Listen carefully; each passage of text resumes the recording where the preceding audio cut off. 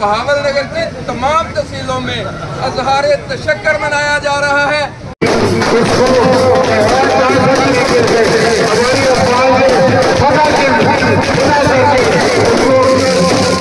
और ये पूरी चिश्तिया की जो आवाम है, ये आज की इवनिंग हम अज़हारे तशक्कर के तौर पर सेलिब्रेट कर रहे हैं और ये पूरी कौम ये जज्बा आवाम का देख रही है। आप लोग अखवान दानिशमंद जब करने के आते हैं, समुंदर चीरते हैं तो से दरिया बहाते हैं।